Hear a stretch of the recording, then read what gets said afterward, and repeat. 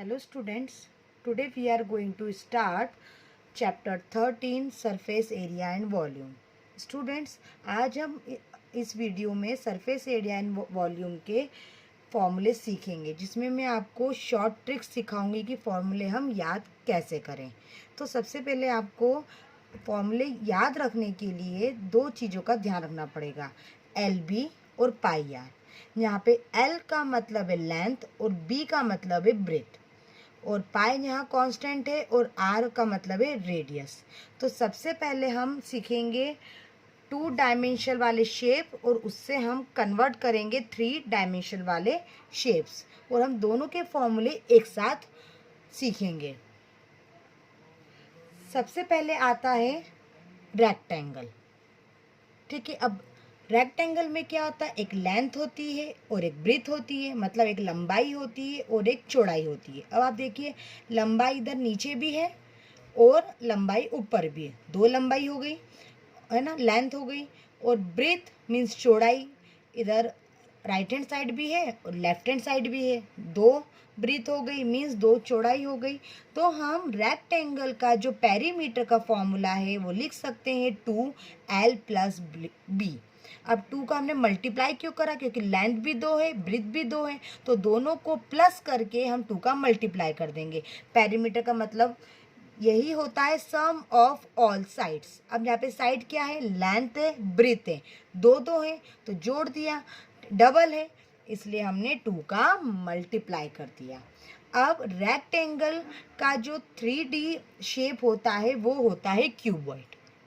ठीक है, अब क्यूबॉइड में क्या होता है कि एक्स्ट्रा में हाइट आ जाती है, लाइक हमारा सूटकेस होता है, ब्रीफ केस होता है, डस्टर होता है, ये सारे क्यूबॉइड के एग्जाम्पल है। अब क्यूबॉइड में जो भी 3D शेप्स होते हैं उसमें 3 फॉर्मूले होते हैं, curve surface area, total surface area and volume.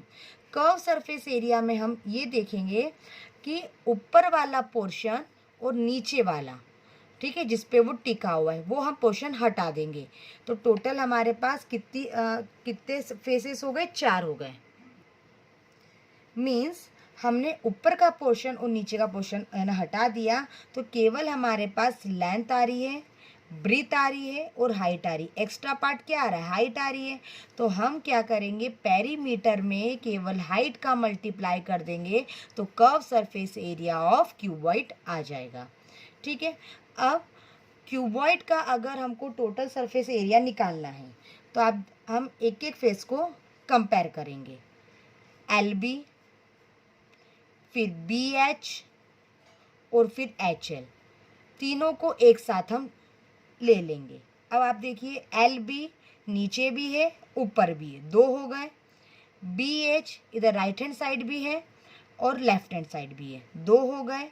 HL एक इस तरफ भी है और एक इधर पीछे की तरफ भी है, 2 हो गए।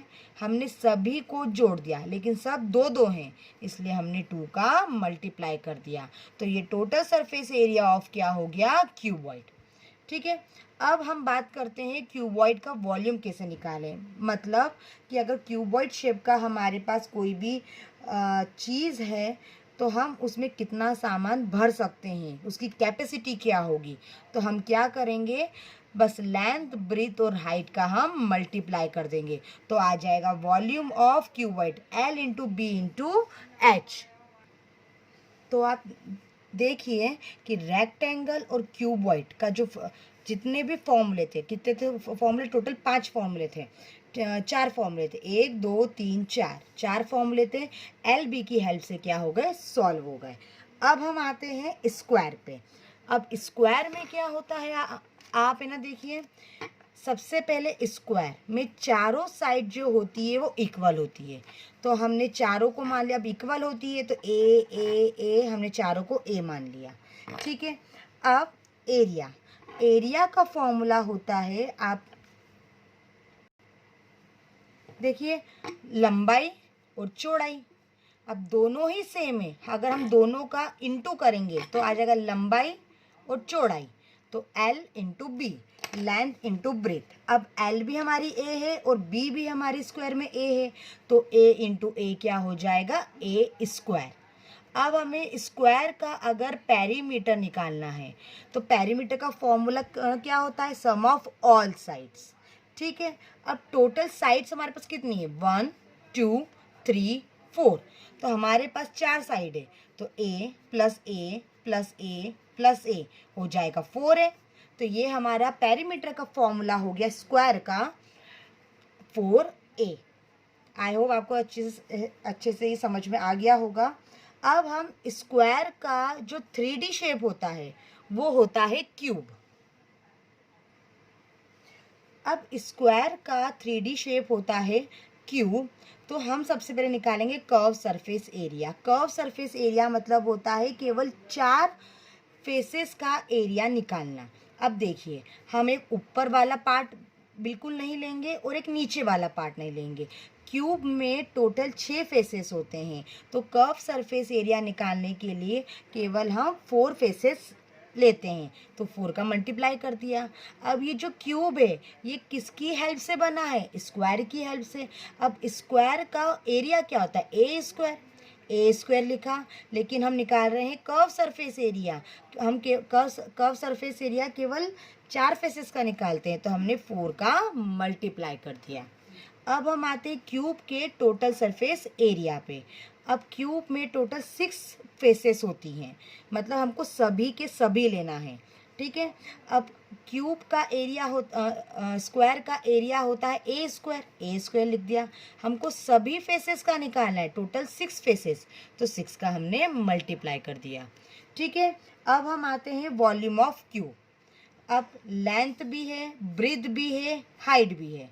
ठीक है, तो LBH, लेकिन सारी की सारी साइड इक्वल है और हमने सभी को ए माना है। ए क्यों माना है, क्योंकि क्यूब स्क्वायर की हेल्प से बना है, तो ए इंटू ए क्यूब, तो वॉल्यूम ऑफ क्यूब हो गया ए क्यूब।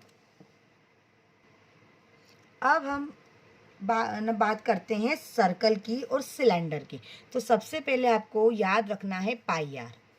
ठीक है, अब जब भी हम सर्कल की सरकमफेरेंस निकालेंगे, ठीक है, पूरा की पूरा वो कितने स्पेस में आ रहा है, तो हम क्या करेंगे, पाई आर में केवल 2 का मल्टीप्लाई कर देंगे, तो आ जाएगा circumference of circle 2 pi r. ठीक है, अगर हमको सर्कल का एरिया निकालना है, ठीक है, सर्कल का एरिया पूरा कंप्लीटली है ना निकालना है, तो एक रेडियस ये भी मान सकते हैं, एक रेडियस अगर हम यहाँ से माने तो ये भी हो सकती है। ठीक है, तो एरिया ऑफ सर्कल हो गया पाई आर स्क्वायर, क्योंकि 2 रेडियस हो गई, हमको कंप्लीटली निकालना है, तो पाई आर स्क्वायर हो गया। अब हम सर्कल से आते हैं सिलेंडर पे। अगर हम सर्कल में हाइट को डाल दें, जोड़ दें, तो हमारा सिलेंडर बन जाता है। अब सर्कल का अगर हम 3D शेप देखें with the help of height, तो सिलेंडर फॉर्म होता है, like bottle, chalk, pencil, pen, ये सब सिलेंडर के एग्जाम्पल है।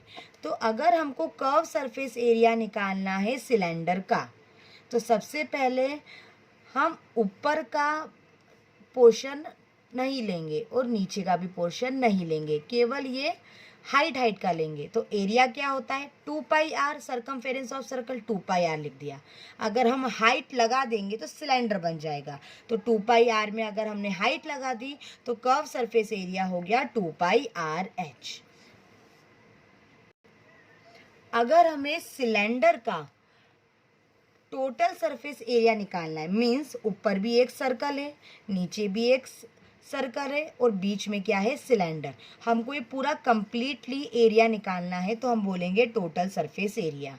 तो सबसे पहले हम कर्व सरफेस एरिया है ना लिख देंगे, प्लस एक सर्कल का एरिया पाई आर स्क्वायर, दूसरे सर्कल का एरिया पाई आर स्क्वायर, 2 हो गए, तो हमने लिख दिया प्लस 2 पाई आर स्क्वायर। अब 2 पाई यहाँ भी है, 2 पाई यहाँ भी है, एक आर इधर भी है, एक आर इधर भी है, तो 2 पाई आर हमने कॉमन निकाल दिया। अंदर ब्रैकेट में बचा h और बाहर बचा एक r बचा, तो हमारे पास फॉर्मूला हो गया 2 pi are h plus are. तो ये टोटल सरफेस एरिया हो गया सिलेंडर का। ठीक है, अब हमें अगर सिलेंडर का वॉल्यूम निकालना है तो सीधी सी बात है कि एरिया में हम h का मल्टीप्लाई कर देंगे, तो वॉल्यूम ऑफ सिलेंडर आ जाएगा पाई आर स्क्वायर h। अब हम आते हैं कोन पे। अगर हम किसी भी सर्कल की तिकोनी हाइट को बढ़ा दें तो वो कोन बन जाता है, ठीक है। लेकिन ये जो आड़ी हाइट होती है इसको हम बोलते हैं slant height, means L. Okay, like जैसे आइसक्रीम का कोन होता है तो वो एक कोन का एग्जाम्पल है। बर्थडे कैप होती है वो एक कोन का एग्जाम्पल है, ठीक है। तो केवल आपको, मैंने स्टार्टिंग में कहा था कि केवल आपको पाई आर याद रखना है। तो अगर हम केवल इतना इतना का एरिया निकालेंगे, केवल ऊपरी ऊपरी का, तो वो कहलाएगा कर्व सरफेस एरिया। तो केवल हम पाई आर में एल का मल्टीप्लाई कर देंगे तो कर्व सरफेस एरिया आ जाएगा of cone pi R L, ठीक है। अब हमें कोन का निकालना है टोटल सरफेस एरिया, मीन्स ये ऊपर वाला पार्ट भी आएगा, नीचे वाला पार्ट भी आएगा। तो ऊपर वाले पार्ट के लिए हमने एरिया लिखा था पाई आर एल, और नीचे क्या है, सर्कल। सर्कल का एरिया होता है पाई आर स्क्वायर, ठीक है। अब पाई इधर भी है, पाई इधर भी है, पाई कॉमन निकाल दिया, आर इधर भी है, आर इधर भी है, आर कॉमन निकाल दिया। रिमेनिंग पोर्शन जो ब्रैकेट में बचा वो हमने लिख दिया एल प्लस आर। तो total surface area of cone हो गया पाई आर एल प्लस आर, ठीक है। अब हम वॉल्यूम ऑफ कोन निकालेंगे। तो कुछ नहीं, जो हमारे पास सिलेंडर का वॉल्यूम था वो हमने लिख दिया, और कोन जो होता है वो 1/3 होता है सिलेंडर का, ठीक है। तो 1/3 हमने लिख दिया, 1/3 पाई आर स्क्वायर एच। ये वॉल्यूम ऑफ कोन हो गया। अब हम आते हैं स्फेयर पे। स्फेयर के एग्जाम्पल होते हैं लाइक बॉल, ठीक है। हमारी अर्थ भी एक बेस्ट एग्जाम्पल है स्फेयर का, ठीक है। अगर हम सर्कल को 2D शेप में 2D शेप में देखें तो वो सर्कल होता है, और अगर हम किसी सर्कल को 3D में देखें तो वो स्क्वायर कहलाता है, ठीक है। तो बॉल हो गया, अर्थ हो गया, ठीक है। तो ये सब हमारे स्क्वायर के एग्जाम्पल है। तो इनके फॉर्मूले याद रखने के लिए भी आपको पाई आर सबसे पहले याद रखना है, ठीक है। अब हमें कर्व सरफेस एरिया निकालना है किसका, स्फेयर का, ठीक है। तो हम स्फेयर को सभी तरीके से छू सकते हैं, सब दूर हम उसको टच कर सकते हैं, ठीक है, चारों तरफ से। तो सर्कल का एरिया होता है पाई आर स्क्वायर। हम स्फेयर को चारों साइड से टच कर सकते हैं, इसलिए हमने 4 का मल्टीप्लाई कर दिया। टोटल सरफेस एरिया भी वही होगा स्फेयर का, 4 पाई आर स्क्वायर, ठीक है। और वॉल्यूम ऑफ स्फेयर होता है 4/3 पाई आर क्यूब, क्योंकि स्फेयर भी 1/3 पार्ट होता है सिलेंडर का, ठीक है। तो फॉर्मूला हो गया volume of sphere 4/3 pi r cube, ठीक है। अब आता है हमारा हेमिस्फेयर। हेमिस्फेयर जो होता है वो स्फेयर का हाफ पार्ट होता है, लाइक बाउल। अगर हम किसी बॉल के 2 पार्ट कर दे तो वो हेमिस्फेयर का एग्जाम्पल हो गया। हमारे जो डिनर सेट के बाउल होते हैं वो हेमिस्फेयर का एग्जाम्पल हो गया। तो स्फेयर के जितने भी फॉर्मूले हैं अगर हम उसका हाफ कर देंगे तो हेमिस्फेयर के फॉर्मूले आ जाएंगे। जैसे curve surface area of hemisphere, तो यहाँ पे आ जाएगा 2 पाई आर स्क्वायर, 4 का हाफ हो जाएगा 2। तो curve surface area of hemisphere हो गया 2 pi r square. Total surface area हो जाएगा 3 पाई आर स्क्वायर। और वॉल्यूम, अगर हम स्फेयर के वॉल्यूम का हाफ कर दे तो 4 का हाफ 2, तो 2/3 पाई आर क्यूब। तो वॉल्यूम ऑफ हेमिस्फेयर हो जाएगा 2/3 पाई आर क्यूब। मीन्स उसमें हम कितनी क्वांटिटी में कोई भी मटेरियल भर सकते हैं, कंटेन कर सकते हैं। वॉल्यूम का मतलब आप इससे सीधे से ये एग्जांपल होता है कि हम किसी भी शेप में कितनी चीज़ें भर सकते हैं, कितना वाटर या लिक्विड या कोई भी चीज़ हम फिल कर सकते हैं, वो होता है वॉल्यूम, ठीक है। तो वॉल्यूम ऑफ हेमिस्फेयर हो गया 2/3 पाई आर क्यूब।